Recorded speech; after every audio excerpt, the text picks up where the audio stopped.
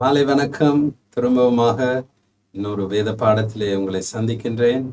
போன கிழமை தவிர்க்க முடியாத காரணத்தினால் வேத பாடத்தை நடத்த முடியாமல் போய்விட்டது. ஆனால் இன்றைக்கு நாங்கள் திரும்பவுமாக ஒன்றிணைகிறோம்.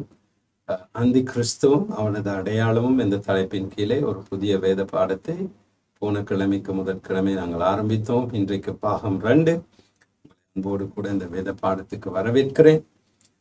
நீங்கள் முதலாவது பாகத்தை பார்த்திருக்காவிட்டால் தயவு செய்து எங்களுடைய யூடியூப் ஃபாதர்ஸ் ஹவுஸ் மினிஸ்ட்ரியுடைய யூடியூப் சேனலுக்கு போய் முதலாவது பாகத்தை பார்த்துவிட்டு 2ஆம் பாகத்தை பார்க்கும்படி தயவுடன் கேட்டுக்கொள்கிறேன். ஏனென்றால் இல்லாவிட்டால் உங்களுக்கு ஒரு தெளிவு இருக்காது.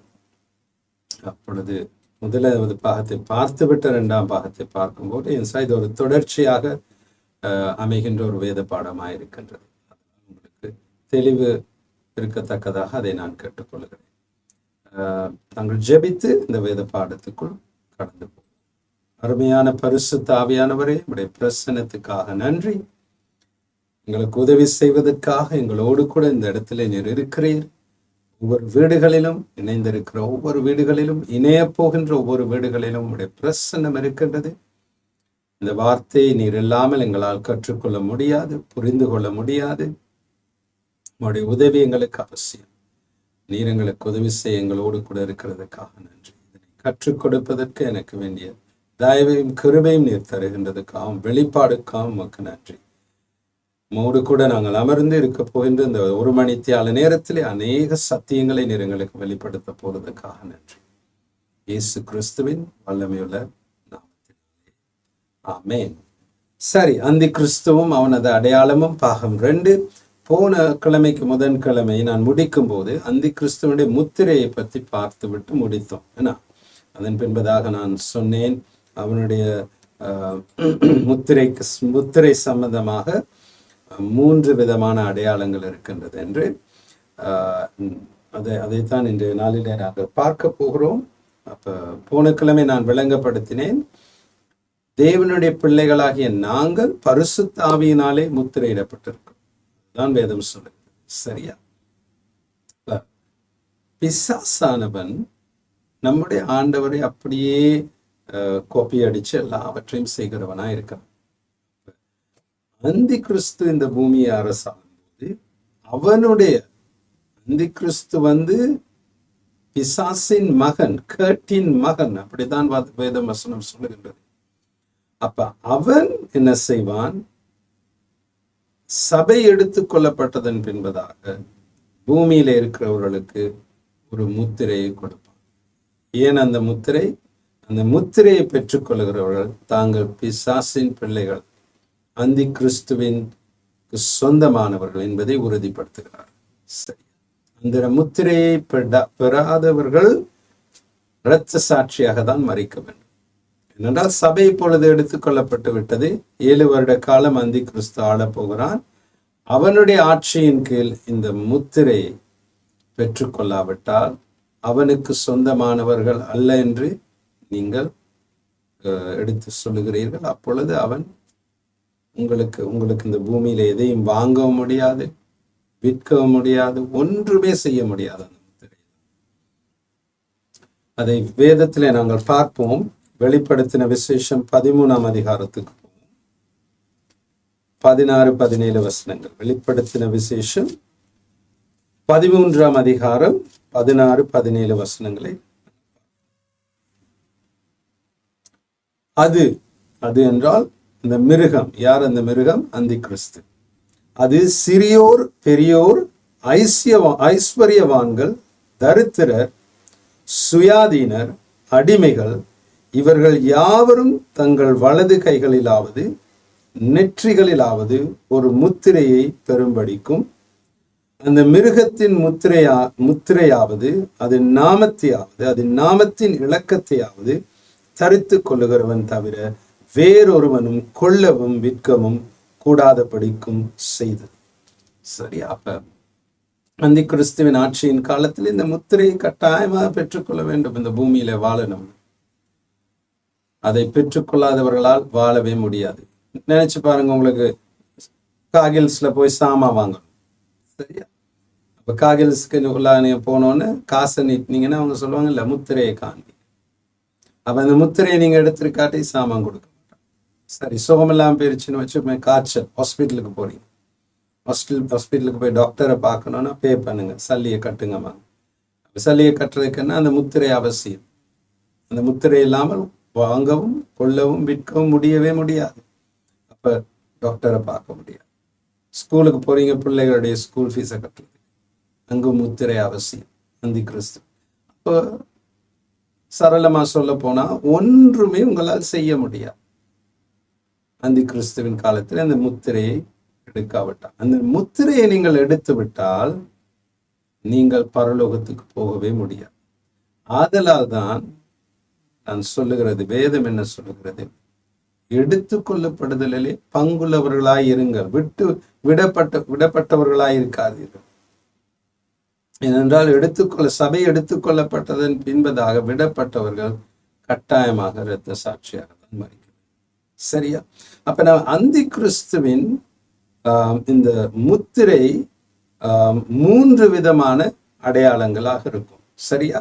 அதை நாங்கள் வாசிப்போம். முதலாவது நாங்கள் 17ஆம் வசனத்தை திரும்ப வாசிப்போம். அந்த மிருகத்தின் முத்திரையாவது, அப்போ ஒரு முத்திரை ஒன்று இருக்கின்றது, அது மாத்திரமல்ல, அதற்கென்ற ஒரு நாமம் இருக்கின்றது, அதன் நாமத்தையாவது, அதன் நாமத்தின் இலக்கத்தையாவது. அப்போ 3: முத்திரை, நாமம், இலக்கம். இது 3ம் சேர்ந்துதான் அந்தி கிறிஸ்துவின் அடையாளமாக இருக்கும். அதை அவன் அந்த முத்திரை என்பது அவனுடைய ஒரு சின்னம் ஒன்று இருக்கும், அதற்கு ஒரு பெயர் ஒன்று இருக்கும், அதுக்கென்று ஒரு இலக்கம் ஒன்று இருக்கும். சரியா? அப்ப அது 3ஐயும் பெற்றுக்கொள்கிறவர்கள் தான் அந்தி கிறிஸ்துவுக்கு சொந்தமானவர். நாங்கள் தொடர்ந்து வாசிப்போம். வெளிப்படுத்தின விசேஷம் 14ஆம் அதிகாரம் 9 தொடக்கம் 11. வெளிப்படுத்தின விசேஷம் 14ஆம் அதிகாரம் 9 தொடக்கம் 11. இதை நான் மிகவும் தெளிவாக விளங்கப்படுத்துகிறேன். வெளிப்படுத்தின விசேஷம் 14ஆம் அதிகாரம் 9 தொடக்கம் 11. அவர்களுக்கு பின்னே 3ஆம் தூதன் வந்து மிகுந்த சத்தமிட்டு மிருகத்தையும் அதன் சொரூபத்தையும் வணங்கி தன் நெற்றியிலாவது தன் கையிலாவது அதன் முத்திரையை தழைத்துக் கொள்ளுகிறவன் எவனோ அவன் தேவனுடைய கோபாக்கினை ஆகிய பாத்திரத்திலே கலப்பில்லாமல் வார்க்கப்பட்ட அவருடைய உக்கிரமாகிய மதுவை கொடுத்து பரிசுத்த தூதர்களுக்கு முன்பாகவும் ஆட்டுக்குட்டியானவருக்கு முன்பாகவும் அக்கினினாலும் கந்தகத்தினாலும் பாதிக்கப்படுவான். அவர்களுடைய வாதையின் புகை சதா காலங்களிலும் எழும்பும். மிருகத்தையும் அதன் சொரூபத்தையும் வணங்குகிறவர்களுக்கு அதனுடைய நாமத்தின் முத்திரையை தடுத்துக் கொள்ளுகிறவன் எவனுக்கும் இரவும் பகலும் இலைப்பாறுதல் இருக்காது. பார்க்குறீங்களா? வேதம் மிகவும் தெளிவாக சொல்லுகிறது. மிருகத்தை வணங்கி அதன் முத்திரையை பெற்றுக் கொள்ளுகிறவர்கள் சதா காலமும் நரகத்திலே இலைப்பாறுதல் இல்லாமல் பாதிக்கப்படுவார். எவ்வளவு பயங்கரமான ஒரு காரியம்! இப்ப நான் தெளிவாக இதை குறித்து விளங்கப்படுத்துகிறேன். இந்த தொடர்ந்து நாங்கள் படிக்கும் போது எப்படி இந்த நடைமுறை, இந்த ஒழுங்குமுறை உலகத்துக்குள் இப்பொழுதே வந்து விட்டது என்பதை நான் உங்களுக்கு தெளிவாக காண்பிக்கின்றேன். அடுத்ததை வாசிப்போம். நாங்கள் வெளிப்படுத்தின விசேஷம் 15ஆம் அதிகாரம் 2ஆம் வசனம். வெளிப்படுத்தின விசேஷம் 15ஆம் அதிகாரம் 2ஆம் வசனம். அன்றியும் அக்கினி கலந்த கண்ணாடி கடல் போன்ற ஒரு கடலையும் மிருகத்திற்கும் அதன் சொரூபத்திற்கும் அதன் முத்திரைக்கும் அதன் நாமத்தின் இலக்கத்திற்கும் உள்ளாகாமல் ஜெயம் கொண்டவர்கள் தேவசுர மண்டலங்களை பிடித்து கொண்டு தங்கள் கண்ணாடி கடல் அருகே நிற்கிறதை கண்டேன். சரியா? அப்ப அதை யாரை பெற்றுக்கொள்ளலாம்? அந்த மிருகத்தை வணங்காம அதன் முத்திரையும் அதன் நாமத்தையும் அதன் இலக்கத்தையும் பெற்றுக்கொள்ளாதவர்கள் தேவனுடைய பிரசன்னத்திலே நிற்கிறார். சரியா? அடுத்ததையும் வாசிப்போம். 16:2. வெளிப்படுத்தின விசேஷம் 16ஆம் அதிகாரம் 2ஆம் வசனம். முதலாம் தூதன் போய் தன் கலசத்தில் உள்ளதை பூமியின் மேல் ஊற்றினான். உடனே மிருகத்தின் முத்திரையை தரித்தவர்களும் அதன் சொரூபத்தை வணங்குறவர்களுமாகிய மனுஷர்களுக்கு பொல்லாத கொடிய புண் உண்டாயிற்று. அந்த முத்திரையை பெற்றுக்கொண்டவர்கள், மிருகத்தின் சொரூபத்தை வணங்கியவர்களுக்கு என்ன தேவனுடைய கோபாக்கினை வரும்போது பொல்லாத கொடிய புண் உண்டாயிற்று. சரி, அதை நான் விளங்கப்படுத்துகிறேன், விஞ்ஞான ரீதியாக நான் விளங்கப்படுத்துகிறேன் எப்படி அது நடக்கணும். சரியா? விஞ்ஞானமும் இந்த பைபிளும் ஒத்துதான் போகிறது. அருமையான தேவச்சன், வேதம் விஞ்ஞானத்துக்கு முரண்பாடானது அல்ல. நன்றாக நாங்கள் கவனித்தோம். சரியா? இன்னொரு வசனத்தை வாசிப்போம். வெளிப்படுத்தின விசேஷம் 20ஆம் அதிகாரம் 4ஆம் வசனம். வெளிப்படுத்தின விசேஷம் 20ஆம் அதிகாரம் 4ஆம் வசனம். அன்றியும் நான் சிங்காசனங்களை கண்டேன், அவைகளின் மேல் உட்கார்ந்தார்கள், நியாய தீர்ப்பு கொடுக்கும்படி அவர்களுக்கு அதிகாரம் அளிக்கப்பட்டது. இயேசுவை பற்றிய சாட்சியின் நிமித்தமும் தேவனுடைய வசனத்தின் நிமித்தமும் சிறை சேதம் பண்ணப்பட்டவர்களுடைய ஆத்துமாக்களையும் மிருகத்தையாவது அதன் சொரூபத்தையாவது வணங்காமலும் தங்கள் நெற்றியிலும் தங்கள் கையிலும் அதன் முத்திரையை தரித்து கொள்ளாமலும் இருந்தவர்களையும் கண்டேன். அவர்கள் உயர்த்து கடவுளுடனே கூட 1000 வருஷம் அரசாண்டார். சரியா?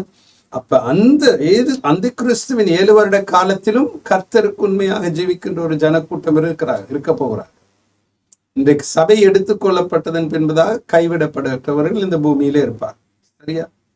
இந்த சபையின் எடுத்துக்கொள்ளப்படுதலை போகாதவர்கள், அதன் பின்பதாக அவர்கள் இந்த எடுத்துக்கொள்ளப்படுதல் உண்மை என்பதை உணர்ந்ததன் பின்பதாக அவருடைய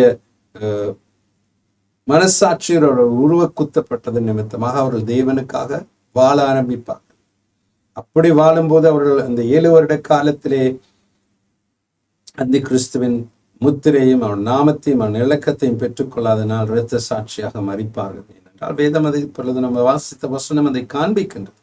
சரி, அப்படிதான் அவர்கள் பரலோகத்துக்கு வரும். சரியா? அப்ப 3 விதமான அந்தி கிறிஸ்துவின் முத்திரையின் 3 விதமான அடையாளங்கள் என்னவென்றால், முதலாவது அதனுடைய முத்திரை. சரியா? முத்திரை என்றால் இன்றைக்கு நாங்கள் ஒரு ராஜ்யம், இலங்கை அரசாங்கத்தை எடுத்துக்கொள்வோமே. சரியா? கடைசியாக வரப்போகின்ற அரசாங்கம் எது? அந்தி கிறிஸ்துவின் அரசாங்கம். நான் அதை தெளிவாக உங்களுக்கு முன்பு கற்றுக் கொடுத்தேன். 10 ராஜாக்கள் கடைசியாக ஆளப்போகும் அரசாங்கம். அந்த 10 ராஜாக்கள் தான் இந்த பூமியை அரசாளுவார்கள். அதை குறித்தெல்லாம் நாங்கள் தெளிவாக முந்தைய வேத பாடங்களை கற்றுக்கொண்டு விட்டோம். அதனால் நான் திரும்பமாக அதை விளங்கப்படுத்த போவதில்லை. அந்த 10 ராஜாக்கள் இடத்திலிருந்து தான் அந்தி கிறிஸ்து தன்னுடைய ஆட்சியை பெற்றுக்கொள்வான். 3 பேரை இல்லாமலாக்கி மற்ற 7 பேரும் அவனுக்கு தலை வணங்குவார்கள். அதனூடாக அந்தி கிறிஸ்து தன்னுடைய ராஜ்யத்தை பெற்றுக்கொள்வான், அவருடைய அரசாங்கத்தை இந்த பூமியிலே ஸ்தாபிப்பான். அப்போ ஒவ்வொரு அரசாங்கத்துக்கும் ஒரு என்ன சொன்னோம், ஒரு சின்னம் இருக்கின்றது. இலங்கை அரசாங்கத்தை எடுத்துக்கொண்டாலும் அதுக்கென்று ஒரு முத்திரை இருக்கின்றது. முத்திரை என்றால் அதன் ஒரு சின்னம், எம்பளம்னு சொல்லுவாங்க ஆங்கிலத்திலே. இலங்கை அரசாங்கத்துக்கு என்று ஒரு சின்னம் இருக்கின்றது, ஒரு முத்திரை இருக்கின்றது. சரியா? அப்ப அந்தி கிறிஸ்துவின் அரசாங்கத்துக்கும் ஒரு முத்திரை ஒன்று இருக்கும். சரியா? இன்னைக்கு இலங்கை அரசாங்கம் ஒரு ஆவணத்தை உறுதிப்படுத்துகிறது, அதன் சின்னத்தை அதிலே அந்த ஆவணத்திலே போடும். அப்பொழுதுதான் இது இலங்கை அரசாங்கத்தினால் அனுமதிக்கப்பட்ட ஒரு ஆவணம் என்பதை எப்படி நாங்கள் அறிந்து கொள்வோம்? அந்த இலங்கை அரசாங்கத்தின் சின்னம் இருக்கும். சரியா? அந்த சீல், எம்பளம், அது அவனுடைய ஒரு அடையாளம். சரியா? அந்தி கிறிஸ்துவுக்கு என்று ஒரு சின்னம் இருக்கும் அவனுடைய அரசாங்கத்துக்கு. 2வது, அவனுக்கென்று ஒரு நாமம் இருக்கும். சரியா? அவனுடைய அரசாங்கத்துக்கு என்று ஒரு நாமம் இருக்கும்.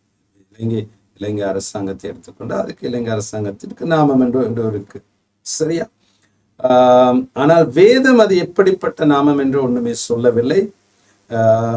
அதை குறித்து நாங்கள் ஊகங்களை ஊகித்து பேசுவதும் சரியல்ல. ஏனென்றால் வேதம் அதை தெளிவாக சொல்லாவிட்டால் நாங்கள் ஊகிக்க போகக்கூடாது. எது வெளிப்படுத்தப்படவில்லையோ அதை குறித்து நாங்கள் பேசக்கூடாது. அப்ப அவனுக்கென்று ஒரு சின்னம் இருக்கும், முத்திரை, அவனுக்கென்று ஒரு நாமம் இருக்கும். இன்றைக்கு அநேக பேர் ஊகித்து இவர்தான் அந்தி கிறிஸ்து, அவர்தான் அந்தி கிறிஸ்து என்று சொன்னார். நிம்ரோட் வந்து அந்தி கிறிஸ்து என்று சொன்னார்கள். பழைய பாப்பாண்டவர் அந்தி கிறிஸ்து என்று சொன்னார்கள். முசோலினி, ஹிட்லர், ஸ்டாலின், அதன் பின்பதாக அமெரிக்க ஜனாதிபதி ஒபாமா தான் அந்தி கிறிஸ்து என்றால், இப்படி அநேக ஊகித்து அநேக காரியங்களை சொல்லுகின்றார். அதெல்லாம் வேதத்துக்கு அடிப்படையானது அல்ல. அதெல்லாம் நாங்கள் அவனுடைய நாமத்தை நாங்கள் நிர்ணயிக்க முடியாது. ஆனால் அவனுக்கென்று ஒரு நாமம் இருக்கும், அவனுக்கென்று ஒரு முத்திரை இருக்கும், அவனுக்கென்று ஒரு நாமம் இருக்கும். அது மாத்திரமல்ல, அவனுக்கென்று ஒரு இலக்கமும் இருக்கும். 666 என்று வேதம் அதை சொல்லுகின்றது. சரியா? இப்ப எபிரேய அடிச்சுவடை எடுத்துக்கொண்டால், இப்ப ஆங்கிலம், தமிழ் அடிச்சுவடுகளை எடுத்துக்கொண்டால் ஒவ்வொரு எழுத்துக்கும் இலக்கம் ஒன்று இல்லை. உங்களுடைய இலக்கம் வேறு, எழுத்துக்கள் வேறு. ஆனால் எபிரேய அடிச்சுவடை எடுத்துக்கொண்டால் அவருடைய ஒவ்வொரு எழுத்துக்கும் அதனுடைய இலக்கம் உண்டு.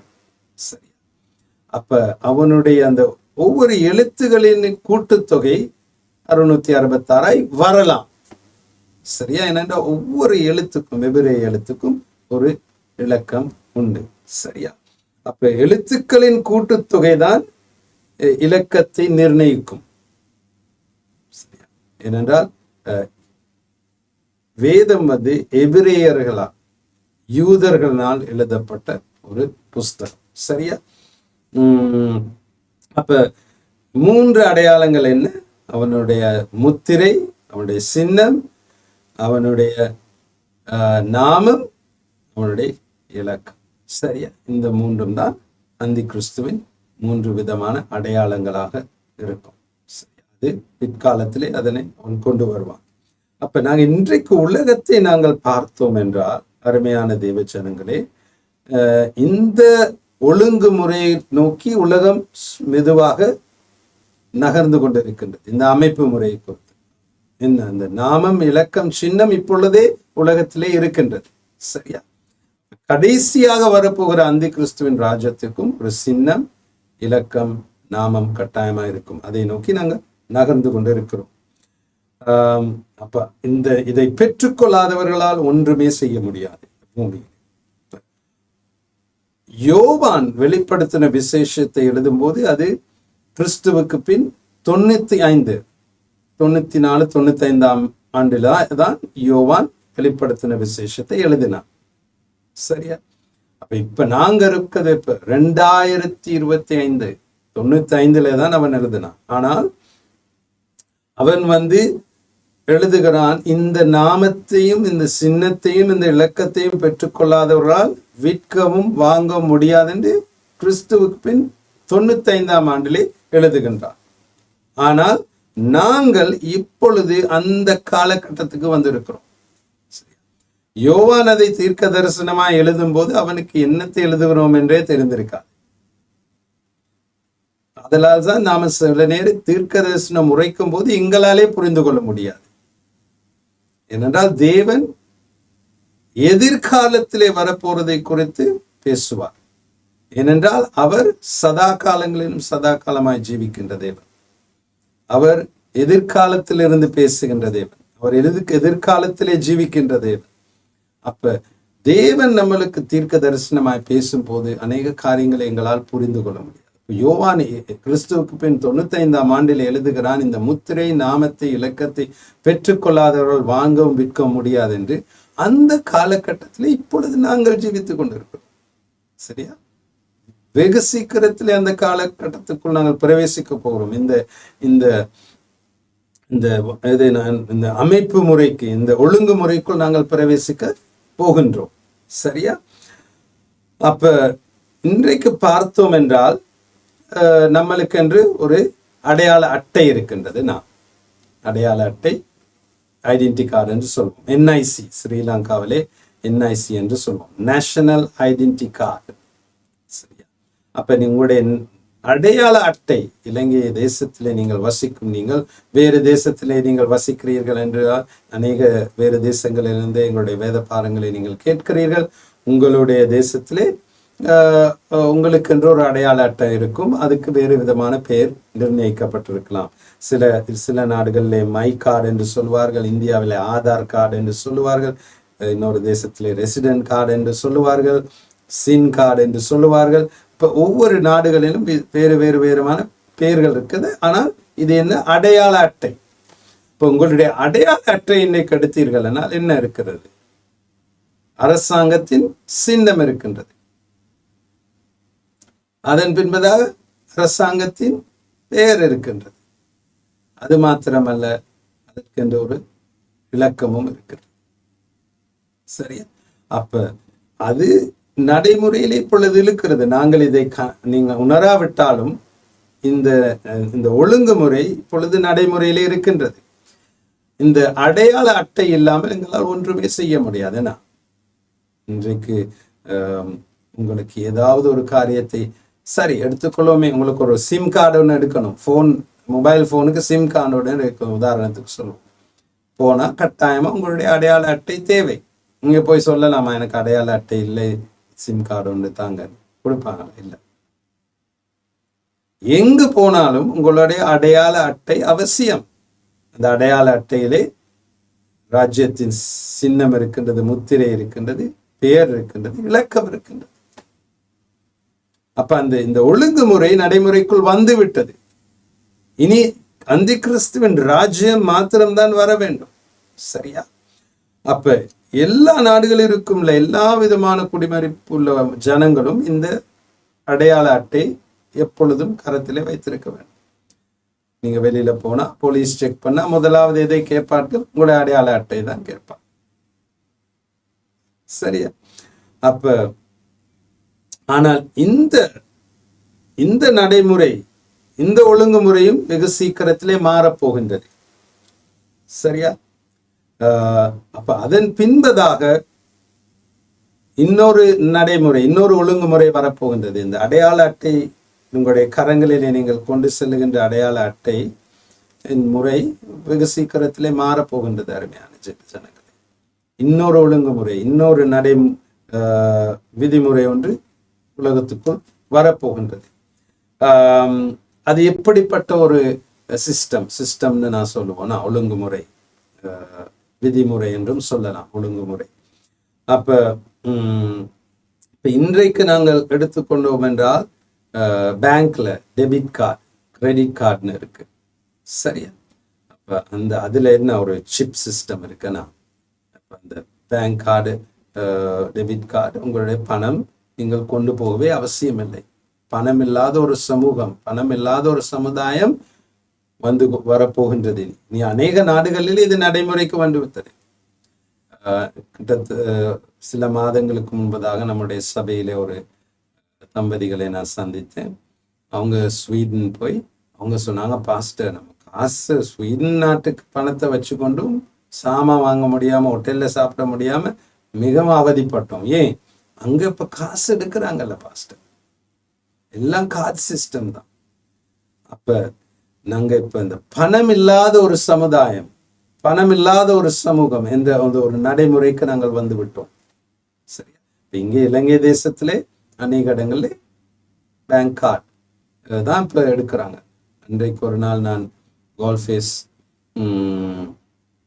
1 போய் அப்படியே நடந்து பார்த்து கொண்டு போறோம். ஒரு ரெஸ்டாரண்ட்ல பார்த்தேன், அதுல போட்டுருங்க, இங்க நாங்கள் பணம் எடுக்க மாட்டோம். சரியா? அப்ப உலகம் இன்னொரு நடைமுறைக்கு, இன்னொரு ஒழுங்குமுறைக்கு மெதுவாக முன்னேறி கொண்டிருக்கிறது. என்னது? பணம் இல்லாத ஒரு சமுதாயம். எல்லாம் card, debit card, credit card, கடன் அட்டை, கிரெடிட் கார்டுன்னு சொல்லுவோம். இப்படிப்பட்ட ஒரு சமூகம் தான் உருவாகி கொண்டிருக்கின்றது. இதெல்லாம் அந்தி கிறிஸ்துவின் ராஜ்யம் வருவதற்கான ஒரு அடையாளம். அருமையான தேவ ஜனங்களே, நாங்கள் இதை உணராமல் இருக்கின்றோம், நாங்கள் அதை கவனிக்காமல் இருக்கின்றோம். என்ன, நம்ம இது இந்த நாளும் நடைமுறையில் இருக்கிற ஒரு காரியம் தானே. ஆனால் இதெல்லாம் எங்கு முன்னோக்கி போய்கொண்டிருக்கின்றது? அந்தி கிறிஸ்துவின் அரசாங்கம் வெளிப்படுவதற்கு. சரியா? ஆனால் இந்த கார்டு இப்போ நீங்கள் இப்போ இன்னைக்கு உங்களுடைய பர்ஸ் எடுத்துக்கொண்டு அவங்களுக்கு அநேக கார்டுகள் இருக்கும். ஏன்னா பேங்க் ஆஃப் சிலான் கார்டு ஒன்று இருக்கும், பீப்புள்ஸ் பேங்க் கார்டு இருக்கும், HNB கார்டு இருக்கும். இப்போ அநேக கார்டு நம்ம கார்டுக்கு அந்த கோவிடுக்கு பிறகு நாங்கள் மிகவுமே கார்டு சிஸ்டத்துக்கு மாறிவிட்டோம். இந்த டெபிட் கார்டு, கிரெடிட் கார்டு சிஸ்டத்துக்கு நாங்கள் மாறிவிட்டோம். பணத்தை நாங்கள் கொண்டு போவது மிகவும் மிகவும் அரிது. இன்னைக்கு எந்த பர்ஸில் பார்த்தாலும் நான் பணம் மிகவும் அதிகம் வைத்துக் கொள்வதில்லை, கார்டு தான். ஸோ மிகவும் இலகுவா. அப்ப இதற்கு எப்படி உலகம் பிசாசானுடைய தந்திரத்தை பாருங்க, அருமையான ஜெயவச்சனங்களே. எப்படி உலகத்தை அவன் மிகவும் தந்திரமாக சூட்சமாக அந்தி கிறிஸ்துவின் அரசாங்கம் வருகைக்கு தயார்படுத்துகிறான் என்பதை நாங்கள் புரிந்து கொள்ள வேண்டும். சரியா? ஆனால் நாங்கள் இப்ப பார்த்தோமானால் இந்த கார்ட் சிஸ்டமும் அருமையான தேவ ஜனங்களே வெகு சீக்கிரத்திலே இல்லாமல் போக போகின்றது. ஏனென்றால் இந்த கார்ட் சிஸ்டத்திலே அநேகமான குறைபாடுகள் காணப்படுகின்றன. இப்ப இன்றைக்கு எடுத்துக்கொண்ட ஒவ்வொரு சிஸ்டம் ஒழுங்குமுறைகளை எடுத்துக்கொண்டாலும் அதிலே குறைபாடுகள் இருக்கின்றன. இப்ப நம்ம ஒரு இமெயிலோ ஏதாவது ஒரு வாட்ஸ்அப்போ இன்ஸ்டாகிராமோ எதுவானாலும் சரி, எங்களுடைய பாஸ்வேர்டை வைத்து தான் அதை பாதுகாக்கின்றோம். என்ன? அப்ப அந்த பாஸ்வேர்டை நாங்க மறந்துட்டோம்னா என்ன செய்வோம்? பாஸ்வேர்டை மறந்துட்டீங்கன்னா நீங்க என்ன செய்வீங்க? அதுல கேட்கும் forget password. என்ன? அப்போ forget password அதை போட்டோன்னு அது ஓடிபின்னு ஒன்று அனுப்பும். ஓடிபின்னா ஒன் டைம் பாஸ்வேர்ட். அப்ப அதை போட்டு நீங்க உங்களுடைய இமெயிலுக்குள்ளேயோ வாட்ஸ்அப்புக்குள்ளேயோ இன்ஸ்டாகிராமுக்குள்ளேயோ எதுக்குள்ளாவும் போகலாம்.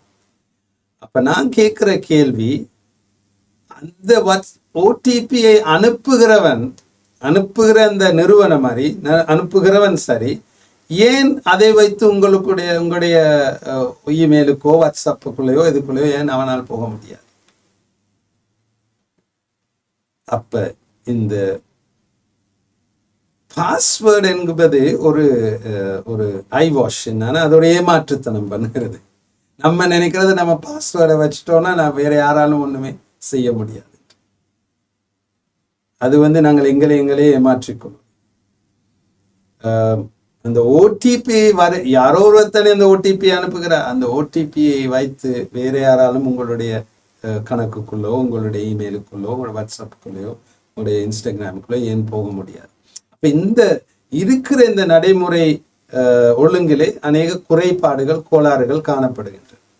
சரி, இப்ப இன்றைக்கு ஏடிஎம் கார்டில் கூட எவ்வளோ விதமான ஃப்ராட்ஸ் நடக்குது. கிரெடிட் கார்டில் எவ்வளவு விதமான ஏமாற்றுத்தனங்கள் நடக்கின்றன.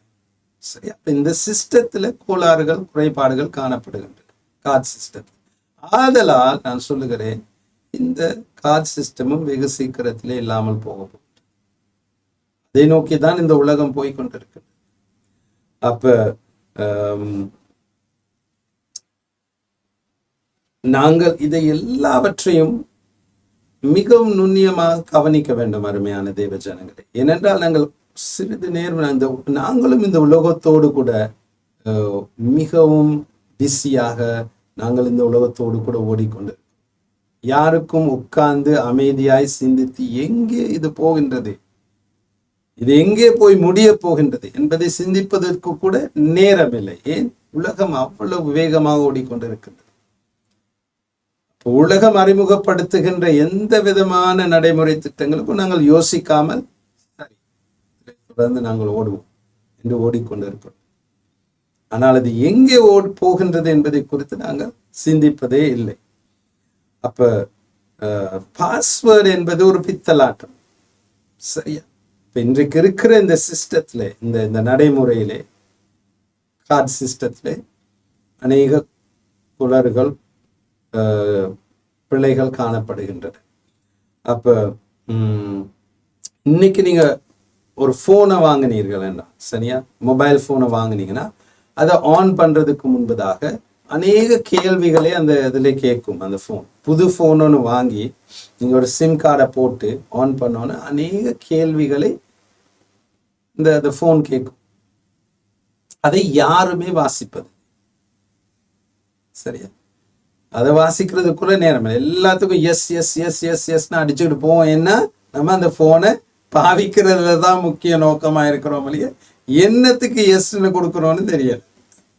ஆனால் அந்த கேள்விகளை நீங்கள் கவனமாக நீங்கள் பார்த்தீர்களானால் அதில் என்ன சொல்லுகிறார்கள் என்றால், முதலாவது நான் சில கேள்விகளை பார்த்ததுன்னா, முதலாவது கேள்வி உங்களுடைய இந்த போனில் இருக்கிற ஒவ்வொரு காரியங்களோட ஒரு காப்பியை வைத்துக் கொள்வதற்கு எங்களுக்கு அதிகாரத்தை கொடுங்க.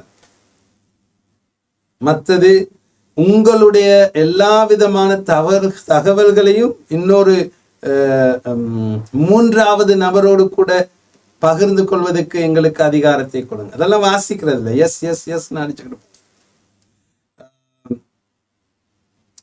மற்றொரு கேள்வி, உங்களுடைய போட்டோஸ், ஆடியோ ஃபைல்ஸ் மற்ற எல்லாவற்றுக்கும் நாங்கள் அதில் உள்ளாக போவதற்கு எங்களுக்கு அதிகாரத்தை கொடுங்க.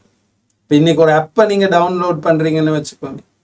இன்னைக்கு கிட்டத்தில் எனக்கு ஒரு வெளிநாட்டுல இருந்து வந்தவங்க ஒரு ஸ்மார்ட் வாட்ச் ஒன்று கொடுத்தாங்க.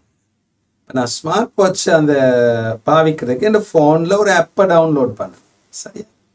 அப்போ அந்த ஆப்பை டவுன்லோட் பண்ணி நான் அதை இதுக்கு ரெண்டையும் கனெக்ட் பண்றது தானே மிகவும் ஆர்வமா இருக்கு. அப்ப என்ன கேள்வி கேட்கறாங்கிறது எனக்கு பிரச்சனை இல்லை, இது ரெண்டையும் நான் கனெக்ட் பண்ணி நான் பாவிச்சா போதும். அதுல என்ன கேட்கறாங்க, உன்னுடைய போட்டோஸுக்கு, உன்னுடைய ஃபைல்ஸுக்கு, உன்னுடைய மற்ற எல்லாவற்றுக்கும் அனுமதி தாரியா, எஸ் எஸ் எஸ் அடிச்சு விட்டுருவோம். ஆனா என்ன, நாங்க அறியாமலே நாங்கள் யாருக்கோ எங்களுடைய தனிப்பட்ட வாழ்க்கையின் காரியங்களை குறித்த அதிகாரத்தை கொடுக்கிறோம். கொஞ்சம் சிந்திச்சு பாருங்க. நான் சொல்றேன், யார் அதை கேட்கிறார்கள் என்று எங்களுக்கு அவசியம் இல்லை, யாருக்கு அதை கொடுக்கிறோம் என்பதும் எங்களுக்கு அவசியம் இல்லை. ஆனா எங்களுக்கு அவசியமா போனை நம்ம யூஸ் பண்ணா போதும். அப்ப இந்த நடைமுறை, இந்த உலகத்திலே வந்திருக்கிற இந்த நடைமுறை காரியம், இந்த ஒழுங்குமுறையிலிருந்து அப்பாற்பட்டு எங்களுக்கு வாழவும் முடியாத ஒரு சூழ்நிலைக்கு வந்து விட்டோம். ஏனென்றால் இதை பாவிக்க வேண்டும் என்றால் நாங்கள் அதற்கு ஆமாம் என்று தான் சொல்ல வேண்டிய ஒரு அவசியம் வந்து விட்டது. கொஞ்சம் சிந்தித்து பாருங்க. நான் சொல்றேன், இன்னைக்கு இந்த போனை பாவிக்க வேண்டும் என்றால் விருப்பமோ விருப்பம் இல்லையோ நாங்கள் ஆமாம் என்று தான் சொல்லியாக வேண்டும். அந்த நிலைமைக்கு இந்த உலகம் எங்களை கொண்டு வந்து விட்டது. எவ்வளவு ஒரு தந்திரமான காரியம் பாருங்க. இப்படிதான் பிசாசானவன் கிரியை செய்வான். இன்னைக்கு போன் இல்லாமல் ஒருவராகவே இருக்க முடியாது என்கிற ஒரு சூழ்நிலைக்கு கொண்டு வந்து, அதை உபயோகிப்பதனால் உங்களுடைய தனிப்பட்ட எல்லா தகவல்களையும் கொடுக்க வேண்டும் என்ற ஒரு சூழ்நிலைக்கு கொண்டு வந்து, எவ்வளவு ஒரு தந்திரமான விதத்தில் இந்த உலகம் ஓடிக்கொண்டிருக்கிறது என்பதை பாருங்க. அப்ப அருமையான தேவ ஜனங்களே, உங்களுடைய எஸ்எம்எஸ்ஓ, வாட்ஸ்அப்போ, இமெயிலோ, ஃபேஸ்புக்கோ எல்லாம் யாராலோ கண்காணிக்கப்பட்டு கொண்டிருக்கின்றது. ஏன் நீங்கள் அதுக்கு அனுமதி கொடுத்தீர்கள்? எப்பொழுது அந்த ஆப்பை நீங்க டவுன்லோட் பண்ற நேரம் அதற்கு வேண்டிய எல்லா அனுமதியும் நீங்கள் கொடுத்து விட்டீர்கள். ஏன்? அந்த ஆப்பை பாவிக்கணும், அவ்வளவுதானே உங்களுடைய ஆசை. இன்னைக்கு நான் இந்த போனை, ஸ்மார்ட் வாட்சை பாவிக்கணும்னா அந்த ஆப்பை டவுன்லோட் பண்ணியே ஆகணும்னா, அப்ப அவர்கள் கேட்ட எல்லா கேள்விக்கும் நான் எஸ் எஸ் ஆமா ஆமா ஆமான்னு கொடுத்துட்டேன். அப்ப நான் அனுமதி கொடுத்தது நிமித்தமா யாரோ என்னுடைய தனிப்பட்ட காரியங்கள் எல்லாவற்றையும் கவனிக்கிறார். அந்த இடத்துக்கு உலகம் வந்து விட்டது. கொஞ்சம் நான் சொல்றது சிந்திச்சு பாரு. அப்ப நம்ம நினைக்கிறோம், அருமையான தேவ ஜனங்களே, ஒரு காரியத்தை நாங்க டிலீட் பண்ணிட்டோம்னா, போன்ல நான் பார்த்த ஒரு காரியத்தையோ இல்லாட்டி ஒரு டாக்குமெண்ட்டையோ போன்ல எதையோ நான் அதை அழிச்சிட்டேனா, டிலீட் பண்ணிட்டேன்னா, சரி அம்மா கடவுளே எல்லாம் முடிஞ்சு, வேற யாரும் பார்க்கல, இதை நான் delete பண்ணிட்டேன்னு நம்ம நினைச்சுக்கிட்டு இருக்கோம். ஆனா அதனுடைய ஒரு காப்பி, ஒரு நகல் வேறு எங்கோ இருக்கின்றது. சரி, அது வாட்ஸ்அப்புக்கு தெரியும், ஃபேஸ்புக்கு தெரியும், கூகுளுக்கு தெரியும் எங்க அது இருக்கின்றது. சரியா, நீங்க நினைச்சுக்கிட்டீங்க நீங்க delete பண்ணிட்டீங்க. ஆனா அந்த ஆப்புக்கு சொந்தமானவர்களிடத்திலே உங்களுடைய தனிப்பட்ட எல்லா நடவடிக்கைகளும் எங்கோ ஒரு நகல் இருக்கின்றது. அப்படி இந்த இந்த இந்த ஸ்மார்ட் போன் என்பது அருமையான தேவ ஜனங்களே, நீங்கள் கண்காணிக்கப்படுகின்ற ஒரு ஒரு ஒரு காரியம்.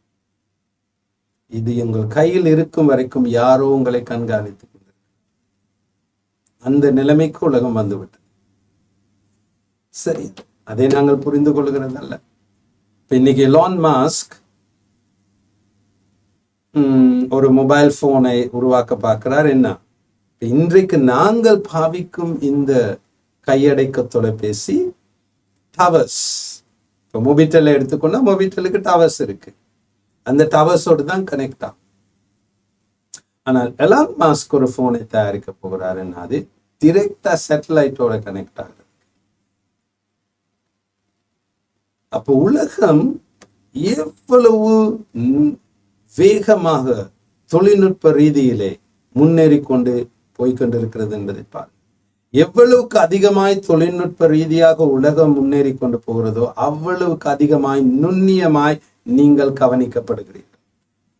அந்த நிலைமைக்கு தான் நாம் வருகிறோம். அந்த சூழ்நிலை தான் வருகின்றது இந்த பூமியில்.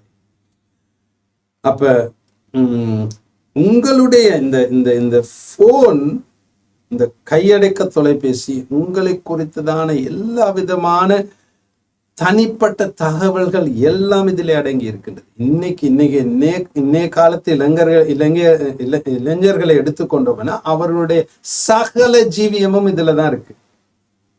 அவர்களுடைய பேங்க் அக்கவுண்ட், அவருடைய வங்கி கணக்கு, வங்கியில எவ்வளவு இருக்கு, என்னென்ன காரியங்கள், டிரான்சாக்ஷன், எதுல சல்லி கட்டுறோம், எதுல இது பண்றோம், உங்களுடைய போட்டோஸ், உங்களுடைய டாக்குமெண்ட்ஸ், உங்களுடைய ஆவணங்கள் எல்லாவற்றையும் இன்றைய காலத்து இளைஞர்கள் இதுல தான் வச்சிருக்காங்க. இது யாராலோ எங்கோ கண்காணிக்கப்பட்டு வருகிறது. அதை புரிகிறது இல்லை.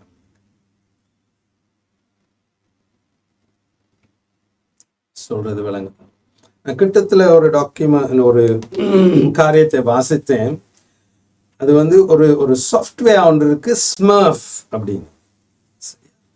ஸ்மர்ஃப் என்கிற ஒரு சாஃப்ட்வேர். அந்த சாஃப்ட்வேர்ல உங்களுடைய நீங்கள் எடுத்த ஒவ்வொரு தொலைபேசி கால்ஸும், நீங்கள் பார்த்த எல்லா வீடியோஸும், நீங்கள் அனுப்பின எல்லா வீடியோஸும், நீங்கள் டிலீட் பண்ண எல்லா காரியங்களும் எல்லாம் அங்கே ஸ்டோர் ஆகி இருக்கு. இப்ப இன்றைக்கு ஒரு சிஐடியில அவங்களுக்கு ஒரு இன்ஃபர்மேஷன் எடுக்க வேண்டும் என்றால் இந்த ஸ்மர்ஃப் சாஃப்ட்வேர்ல போய் அவங்க எல்லாவற்றையும் எடுக்கலாம். ஒரு ஒரு காரியத்தை குறித்து அவர்கள் என்னென்ன செய்திருக்கிறார்கள், என்னென்ன காரியத்தை டிரான்சாக்ஷன் பண்ணியிருக்கிறார்கள், என்னென்ன கால்ஸ் எடுத்திருக்கிறாங்க, எல்லாத்தையும் இந்த ஸ்மர்ஃப் என்கிற சாஃப்ட்வேர் கூட எடுக்கலாம் என்று சொல்லுகிறது. அப்ப அருமையான தேவ ஜனங்களே, இனி தனிப்பட்ட உங்களுடைய வாழ்க்கை என்பது மிகவும் கஷ்டமான ஒரு காரியமாய் மாறப்போகின்றது. என்றால் எல்லாம் கண்காணிக்கப்படுகின்றது. அப்ப நான் என்னத்தை சொல்ல வருகிறேன் என்றால், உங்களுடைய பாஸ்வேர்டோ பின்வேர்டோ வைத்தோ எதையும் நீங்கள் பாதுகாக்க முடியாது. சரியா? எப்பொழுதும் நீங்க கண்காணிக்கப்படும் இந்த தொழில்நுட்ப உலகத்துக்குள் வந்து விட்டீர்கள். உங்களுடைய தொலைபேசியோ, உங்களுடைய நீங்கள் எடுக்கும் ஒரு கால்ஸோ, வாட்ஸ்அப்போ, மெசேஜஸோ எல்லாம் கண்காணிக்கப்படும். சரியா? அப்ப கண்காணிப்பு வளையத்துக்குள் நாங்கள் எல்லோரும் வந்து விட்டோம். நாங்கள் விரும்பினாலோ விரும்பாவிட்டாலோ கண்காணிக்கப்படும் இந்த வளையத்துக்குள் வந்து விட்டோம். அப்ப இந்த கார்டு சிஸ்டம் அநேக குறைபாடுகள் காணப்படுகின்றது. நீங்கள் கார்டுகளை துளைத்து விடலாம், வேறொருவர் திருடி விடலாம், இந்த கார்டு உடைந்து போய்விடலாம். சரியா? வேறொருவர் அந்த கார்டை பிளாக் பண்ணி விடலாம். அப்படி கார்டு தொலைந்தாலோ கார்டு உடைந்து விட்டாலோ நீங்கள் வங்கிக்கு போக வேண்டும். சரி, இந்த கார்டு சிஸ்டம் அது மட்டுமல்ல, அநேகர் அந்த கார்டை வைத்து ஃபோர்ஜரி பண்ண முடியும். அப்போ இந்த கார்டு சிஸ்டத்தில், இப்பொழுது இருக்கின்ற கார்டு சிஸ்டத்திலே இந்த கார்டு அட்டை, வங்கி அட்டையில் அநேக குறைபாடுகள், கோளாறுகள் காணப்படுகின்றது. சரியா? அப்போ ஆதலால் அதிலே ஏற்படுகின்ற அநேக மோசடிகள், அவைகள் எல்லாவற்றையும் தவிர்ப்பதற்கு இன்னொரு புதிய நடைமுறை திட்டத்தை கொண்டு வரப்போகிறார். அது நடைமுறைக்கு வந்து விட்டதும் கூட. சரி, நீங்க அநேக தேசங்களிலே, உலகத்திலே இந்த புது நடைமுறை திட்டம் நடைமுறைக்கு வந்து விட்டது. இந்த ஒழுங்குமுறை எவ்வளவு நேரம் போயிருக்கு ஜாக்கி? அப்ப இது என்ன? இந்த புது நடைமுறை திட்டம், இந்த நடைமுறைக்கு வந்திருக்கு இந்த ஒழுங்குமுறை திட்டம், அது என்னவென்றால் பயோசிப் சிஸ்டம். சரி, இனி உலகம் எதற்கு முன்னேறி போகுது என்றால் இந்த கடன் அட்டை, வங்கி அட்டை, அவைகள் எல்லாவற்றையும் தாண்டி பயோசிப் சிஸ்டமுக்கு தான். சரியா? இப்பொழுது இலங்கை தேசத்தை எடுத்துக்கொண்டால் நாங்கள் என்ன, இந்த அடையாள அட்டை, கடன் அட்டை, வங்கி அட்டை, இவை இந்த மட்டத்தில் தான் இருக்கிறோம். ஆனால் உலகத்தில் சில நாடுகள் அதையும் தாண்டி பயோசிப் சிஸ்டமுக்கு போய்விட்டது. இது இனி வெகு தூரம் அல்ல இலங்கை தேசத்துக்கும் அது வருவதற்கு. சரியா? அப்ப இந்த உலகத்திலே ஏற்படும் எல்லா விதமான மாற்றங்களும், நல்லா கேட்டுக்கொள்ளுங்க அருமையான தேவ ஜனங்களே, தொழில்நுட்ப ரீதியாகவோ நடைமுறை வாழ்க்கை ரீதியாகவோ அடிப்படையாக ஒவ்வொரு நாளும் நாங்கள் வாழ்கின்ற இந்த வாழ்க்கையிலே எங்கு தொழில்நுட்பம் முன்னேறி போய்கொண்டிருக்கிறது என்றால் அந்தி கிறிஸ்துவின் ஆட்சி உலகத்துக்கு வருவதற்காக அங்குதான் போகின்றிருக்கிறது இந்த உலகம். சரியா? வேற எங்கும். அந்தி கிறிஸ்துவின் ஆட்சி வந்ததன் பின்பதாக தான் அவனுடைய 7 வருட ஆட்சியின் பின் இயேசு கிறிஸ்துவின் 1000 வருட ஆட்சி நடைபெறும் இந்த பூமியிலே. அப்ப இந்த உலகம் எங்கு போய் கொண்டிருக்கிறது? தொழில்நுட்ப வளர்ச்சி, ஒழுங்குமுறைகள், நடைமுறை காரியங்கள், இந்த உலகம் எல்லா ஏற்படுகின்ற மாற்றங்களும் எங்கு நோக்கி போய்கொண்டிருக்கிறது என்றால் அந்தி கிறிஸ்துவின் வருகைக்காக. அதுக்குதான் இந்த உலகம் தயாராகி கொண்டிருக்கிறது, வேற எதற்கும் அல்ல. எல்லா விதமான தொழில்நுட்ப வளர்ச்சியும் இந்த உலகத்திலே எதற்கு? அந்தி கிறிஸ்துவின் வருகைக்கு. அங்குதான் இந்த உலகம் போய்கொண்டிருக்கு. நீங்கள் எதை வேணாலும் நுண்ணியமாக கவனித்து படித்து ஆராய்ந்து பாருங்கள், அங்குதான் உலகம் போய்கொண்டிருக்கு, வேறெங்கும் அல்ல. என்னதான் அடுத்து சபைக்கு நடக்க போகிற காரியம், சபை எடுத்துக்கொள்ளப்படுதல். அடுத்து இந்த பூமிக்கு நடக்க போகின்ற மிக முக்கியமான காரியம் உலகத்திலே அந்தி கிறிஸ்துவின் வருகை. சரியா? அப்ப சபை எங்கு போய்கொண்டிருக்கின்றது? எடுத்துக்கொள்ளப்படுதலுக்காக. உலகம் எங்கு போய்கொண்டிருக்கின்றது? அந்தி கிறிஸ்துவின் வருகைக்காக. அப்ப தொழில்நுட்ப ரீதியான எல்லா வளர்ச்சிகளும் அந்தி கிறிஸ்துவின் வருகைக்காக தான் முன்னேறி கொண்டிருக்கு.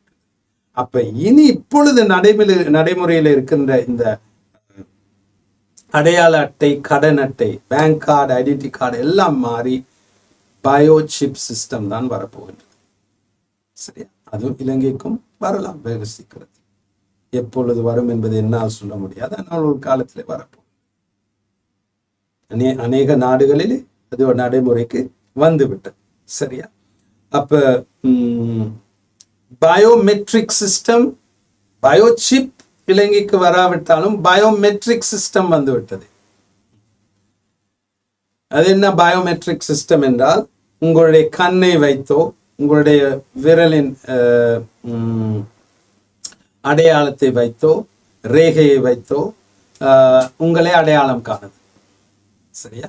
இன்னைக்கு வெளிநாட்டுக்கு போறதுக்கு என்று நீங்கள் விசா எடுக்க போனால், ஒரு தூதுவர சொல்லுவோமே, நீங்கள் அமெரிக்க தூதுவரத்துக்கு போகிறீர்கள் என்று, அமெரிக்காவுக்கு போக வேண்டும் என்று விசா எடுக்கணும், பயோமெட்ரிக்ஸ் கட்டாயமாக செய்வார்கள். என்ன? உங்களுடைய கண்ணையும் உங்களுடைய விரல்களையும் அடையாளத்தை அடையாளத்துக்கூடாக உங்களை அடையாளம் கண்டுகொள்ள அவர்கள் அந்த சிஸ்டத்தை கொண்டு வந்திருக்கிறார். அப்போ பயோமெட்ரிக் சிஸ்டம் வந்து விட்டது. இனி பயோசிப் சிஸ்டம் வந்து விடும். சரியா? பயோமெட்ரிக் சிஸ்டம் நடைமுறையிலே இப்பொழுது இருக்கின்றது. கண்ணை வைத்து அடையாளம் காணுதல், விரலின் ரேகையை வைத்து அடையாளம் காணுதல். சரி. அப்போ நான் கடைசியா ஒரு முறை கட்டார் தேசத்துக்கு போன போது விசா எல்லாம் இருந்தும் இன்னும் மனைவியினுடைய மகளும் கடந்து அந்த விசா ஆஃபீஸரை கடந்து அவங்க எல்லாம் செக் பண்ணிட்டு முன்னுக்கு போயிட்டாங்க. என்னைய மாத்திரம் வச்சுட்டது அந்த வச்சு எனக்கு கண்ணு பயோமெட்ரிக்ஸ் அதை பார்த்து கண்ணு சரி வருதே இல்லை. திரும்ப பாருன்னு பார்த்து கடவுளே ஒரு மாதிரி சரியாகி போய் சேர்ந்துட்டேன் உள்ளுக்கு. நான் நினைச்சேன் அவ்வளோதான், இவங்க 2 பேரையும் அங்கே வச்சுட்டு நான் திரும்ப இலங்கை தேசத்துக்கு வர வேண்டி வந்துருமோன்னு. அப்போ இந்த பயோமெட்ரிக் சிஸ்டம் வந்து விட்டது. அருமையான தேவஜனங்கள், இனி பயோசிப் சிஸ்டம் தான் நடைமுறைக்கு வர வேண்டி இருக்கின்றது. சரியா? அப்போ நான் நினைக்கிறேன்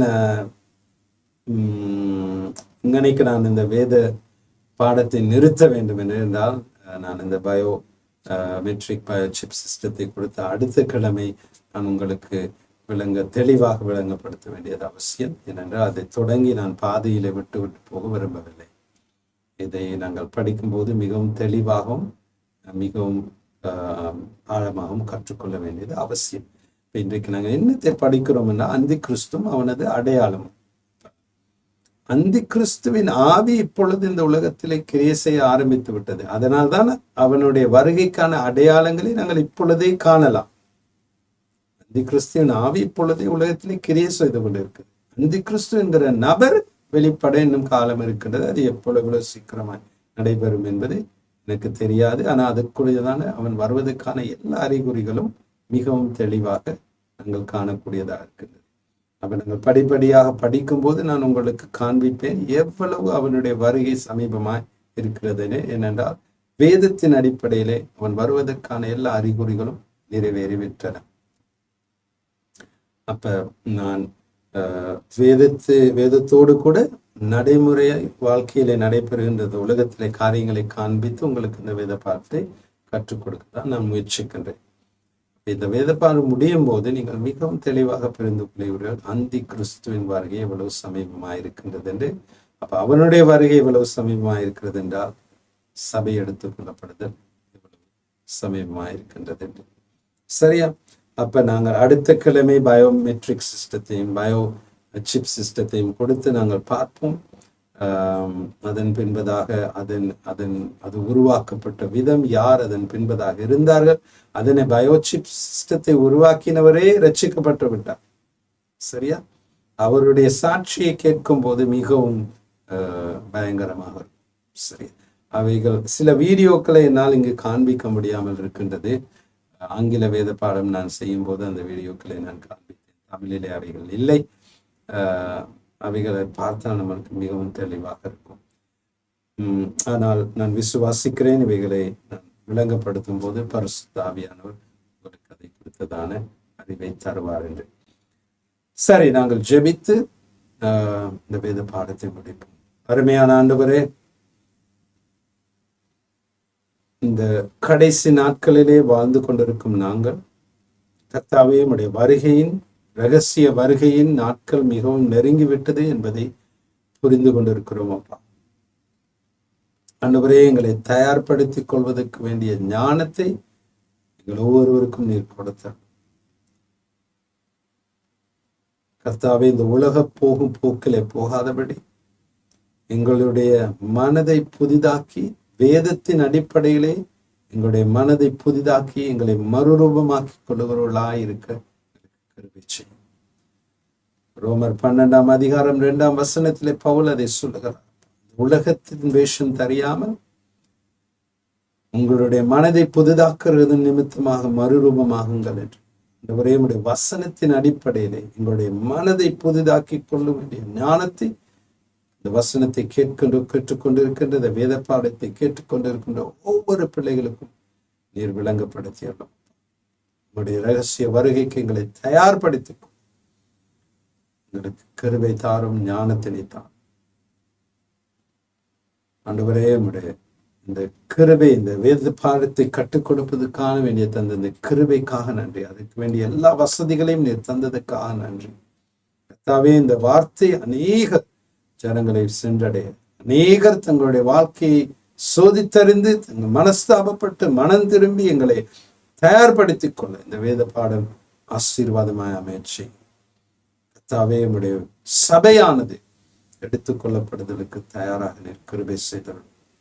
இந்த உலகத்தில் வாழ்வதை மாத்திரம் நினைத்து கொண்டிருக்காமல் எப்பொழுது எப்படியாவது இந்த எடுத்துக்கொள்ளப்படுதலிலே நாங்கள் பங்குள்ளவர்களாய் இருக்க வேண்டும் என்ற அந்த ஆதங்கம் எங்களுக்குள்ளாக எப்பொழுதும் இருக்க, இந்த எதிர்பார்ப்பு எங்களுக்குள்ளாக இருக்க கிருபை செய்யும். ஆண்டவரே, நீர் எங்களோடு கூட இதை குறித்து இன்னும் ஆழமாய் பேசுமாயா.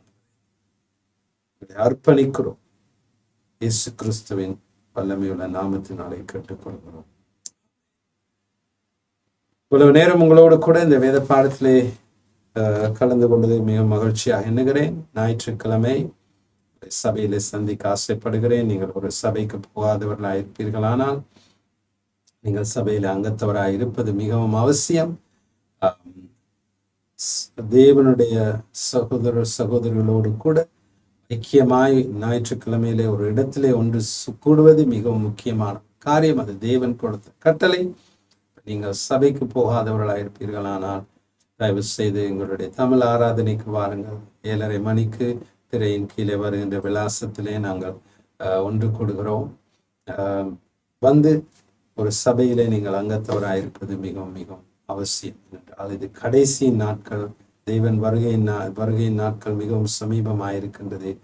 இந்த நாட்களிலே நாங்கள் உதாசீனமாய் பொறுப்பில்லாதவர்களாய் வாழக்கூடாது.